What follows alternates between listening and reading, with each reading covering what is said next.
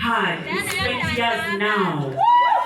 So please work for your own crown, walk your own journey, and one day you will win authentically, genuinely. Okay? Shout out to everybody. I see you. Banange Bashibaholics.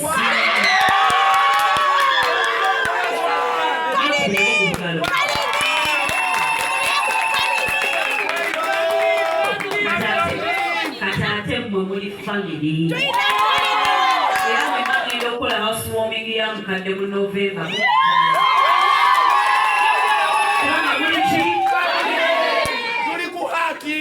Thank you so much. Thank you. I'm going to take back this microphone to the MC and then we start the questions, I think. I hope I didn't forget to thank anyone. I love you guys. If I forgot to thank you, thank you. Thank you. Thank you. Victoria, I talked about it. I did one. Oh, and to the guy that organized this beautiful press conference. Very different, very Ibra Kadamke. Shout out to you. Thank you so much. I respect your passion for the arts, and I can't wait to see what we're gonna do with Steve G on the show. 20 seconds. 20 seconds. Ngatuliwa. It's your time. All right,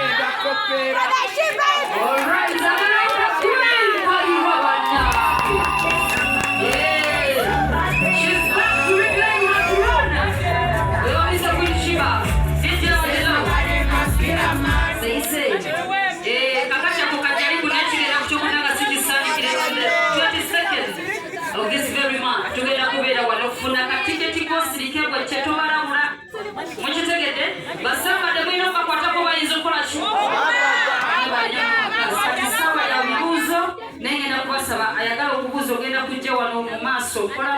Nobuuza Ekibuzo kya Mbazulu nja kubalira linnya. Buuza Ekibuzo nga kya mukazi. I'll be bringing closer the microphone to you. Wendi nja kubalinnya engatto. Buuza Ekibuzo kya mukazi tobuuza kya musajja.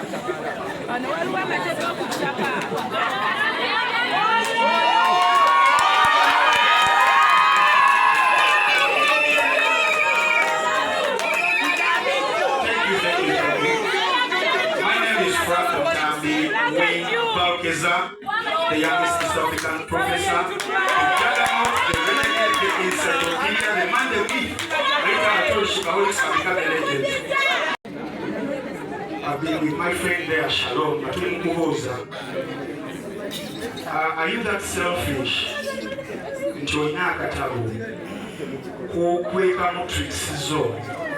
To build suspense, to build anticipation.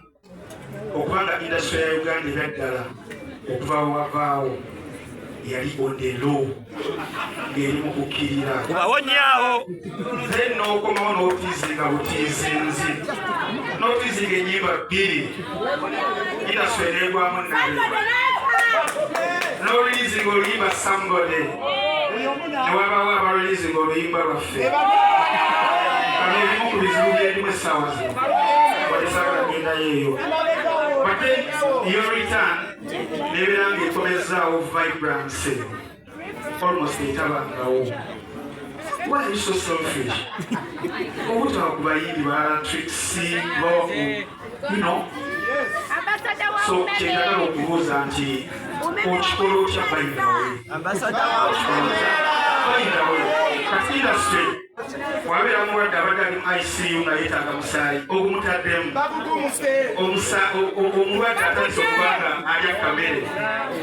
just press conference and join about what was at the Serena. nga n'omuyimbi bakitaweza bantu half of this. So, wabanga waliwo press conference nga House Serena, lwaki totwadde ennaku nga 3, 22nd, 23rd, 24th? Thank you so much.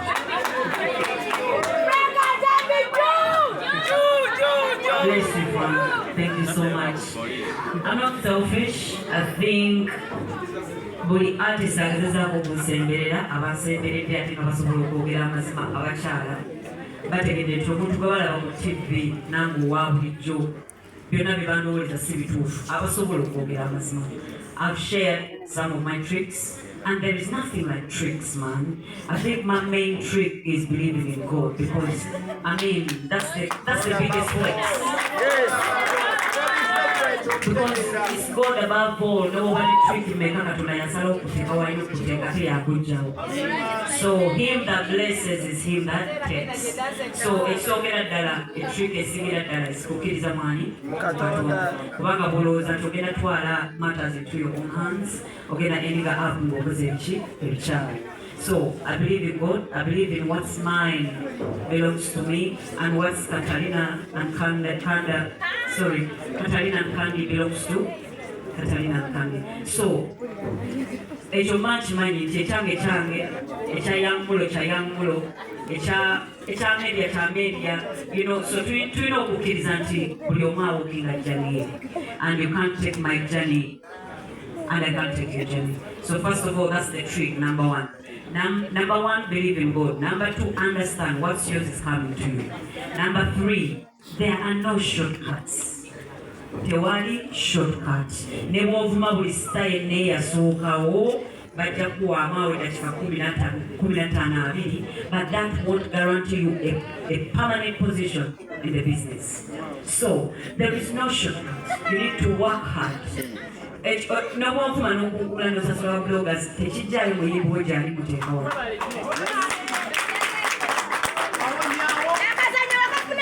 So esingira ddala muno omusajja lwaki tuyitibwa musicians bakiyita music. Gweyimba ki? Gweyimba kintu kyo ate ogenze ku studio ate ojjayo ezange sitole ekigwo.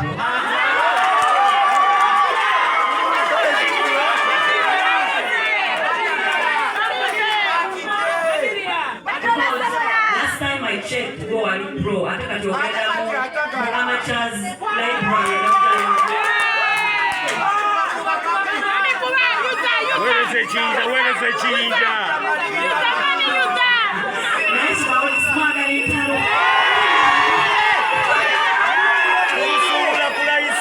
No, but for real though, I'm 35, turning 36 this year, turning 40 in 4 years.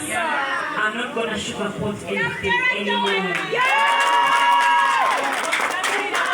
We are too grown for the fakery, for the whole foolery, for the whole games, for the drama. Instead of wasting my time going to studio, make a hit song, compete with me genuinely.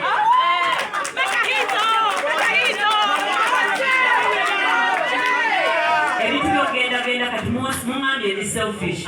Si sharing and sharing. Nanga ku studio ya muntu yenna oba nkubira blogger yenna kuwandika ku muyimbi yenna mukama na church man we banimba ampalishe. Mama mnani ewesa swa bloggers 10 bavume spice ekigenda muda.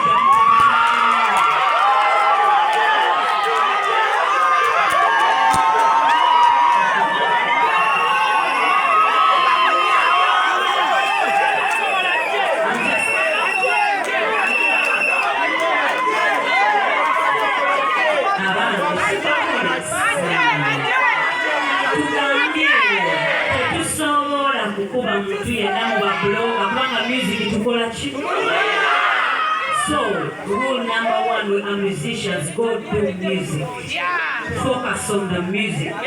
Create your own tribe. Create your own shopaholics. It took me